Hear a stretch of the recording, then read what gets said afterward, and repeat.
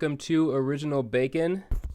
Right, welcome to Original Bacon. This is I'm going to be revisiting, apparently, my last New Comic Book Wednesday. The sound was off, so I'm going to be re-going over some of these. We have Axis, issue 1. In this issue, we have the X-Men fighting for their lives, and the villains show up to save them, and they all are able to defeat Red Skull. There's Red Skull being carried by Havoc, and Red Skull is inhabiting Professor Xavier's body, and Deadpool saves Iron Man and becomes an Avenger because he saves everybody just in time. And he is able to power up Iron Man's suit right there. And so now Havoc is sick of Cap having the final word as the leader, now that Havoc was the leader of the Uncanny Avengers. And so now I think the Uncanny Avengers are going to be, I think that series is going to end, because most of the X-Men are falling away from the Avengers, and so now they want to be their own team, and Havoc leaves, even though he's had a baby with Janet, or the Wasp. So we'll find out what happens next issue. And I already got that issue, and I'm going to be reviewing my new comic books that I got in just a little bit. We've got Injustice issue 2. So we have Superman is questioning people who had anything to do with the Hall of Injustice being invaded. Bullock, or Harley, and Zatanna show up in the castle where everybody's hiding, and Bullock doesn't think he belongs there, that he's not as good of a detective as Gordon, and so everybody's trying to convince him, but he tries to leave, and he opens up the door to, it's kind of like Doctor Strange's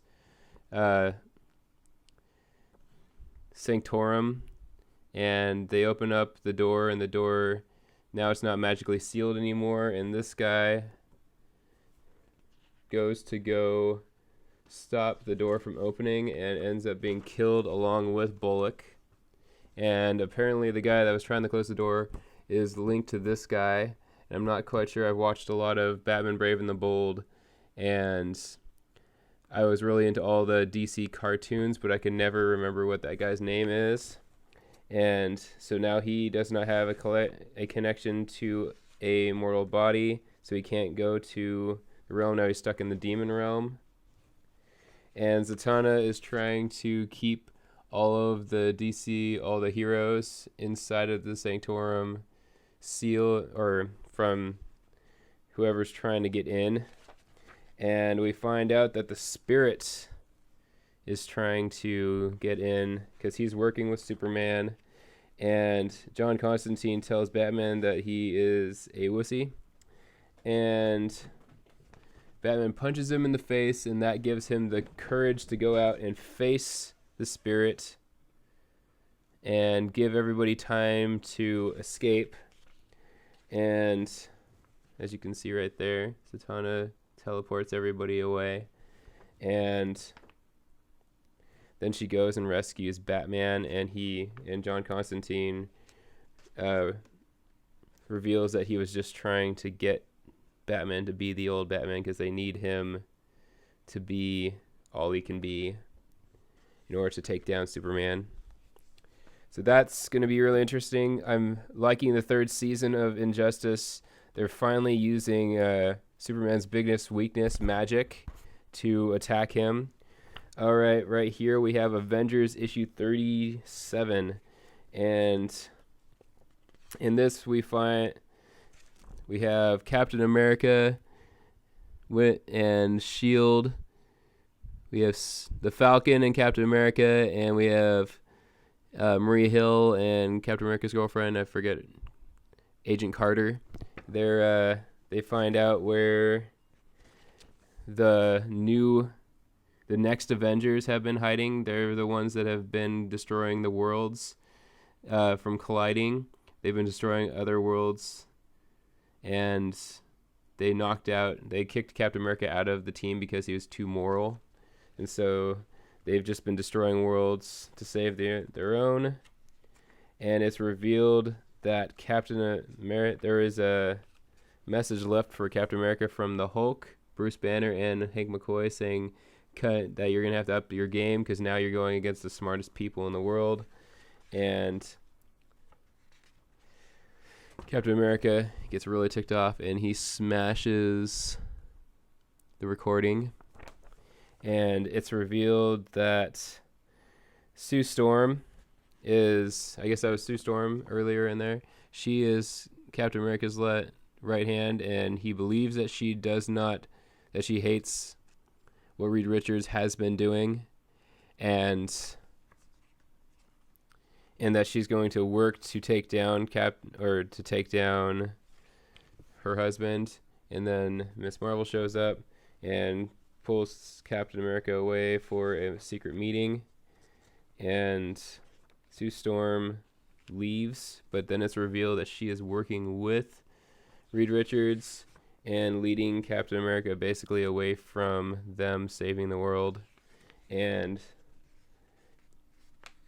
her kids don't know what to think about her father. And Valerie, one of the Fantastic Children, says, her note to her father says, "Dad, you can't win. Time to start figuring out how not to lose." We'll figure out what happens next. I'm really interested in the downfall of the Fantastic Four. I bought some back issues from Goodwill today, and I'm really interested in finding those out. I couldn't wait until the 50-cent back issue sale, but I got them for 69 cents, so I'm still pretty excited about it. The next issue that I got 2 weeks ago is Amazing Spider-Man, Spider-Girl's Last Stand. In this issue, we have Miss Marvel is teaming up with Spider-Man to beat up that Kree super soldier, and they are trying to steal an Inhuman egg that has an Inhuman person in it. And Spider-Man and Miss Marvel trying to get it away, and the security guards that were working with the Kree are still trying to hunt them down. Meanwhile, Silk, the girl that Spider-Man's been making out with the last couple of issues, got a job at a TV, like a news channel, and she's sent on a mission. Meanwhile, Miss Marvel and Captain America and Spider-Man are still trying to get everything away from that Kree woman. Then they find out that inside of the egg was a baby Inhuman, and one of the guards can't deal with it. He takes off his mask, and then he decides to help Miss Marvel, and they get away. Silk shows up and thwarts another crime in progress, and there's her boss, and she has a new suit, looks really cool. Meanwhile, the baby got away, and Miss Marvel gives the baby over to the parents, and Spider-Man recognizes the guy as the Clash. If you haven't read Amazing Spider-Man issue 1, had a little spin-off where it echoed the animation and the artwork from the original Spider-Man from like from 1963, and it told of a hero named the Clash that I admired Spider-Man, and he ended up becoming one of Spider-Man's villains, but he really was a good kid, and so we find out that the Clash is now going to be working for Parker Industries. We'll find out. It seems like he's trying to turn over a new leaf.